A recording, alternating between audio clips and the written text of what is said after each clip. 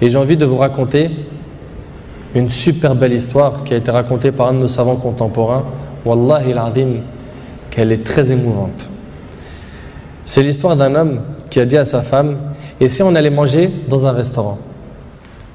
Elle lui répondit: non, je te propose plutôt d'aller le demander à une autre femme.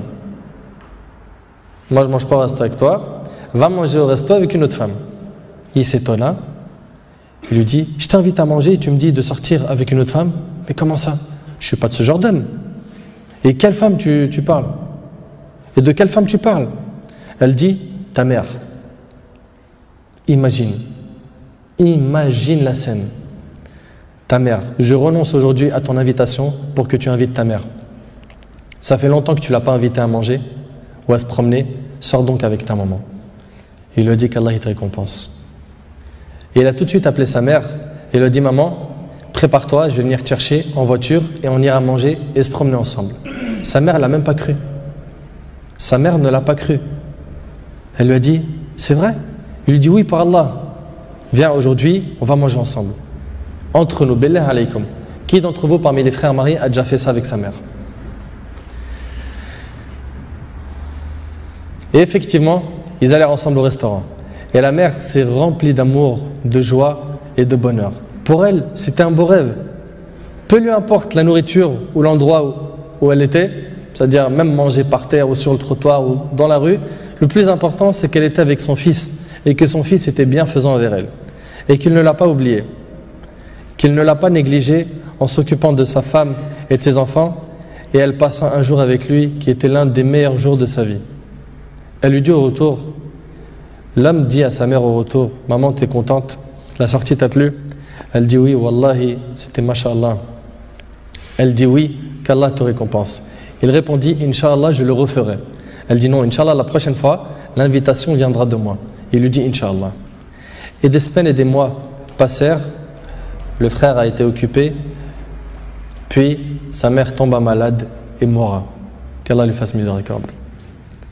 Son fils était très triste. Et quelques jours plus tard, il reçut une invitation au restaurant pour lui et une autre personne, et cette invitation était déjà payée.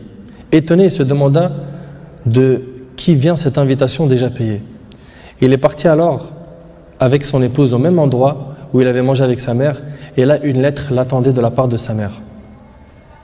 Il y avait écrit: mon cher fils, qu'Allah te récompense, je t'avais promis de t'inviter au même endroit pour manger, mais tu étais souvent occupé. Et maintenant je tiens ma promesse et je t'invite avec ta chère épouse, et je t'invite avec ta chère épouse, qu'Allah vous récompense.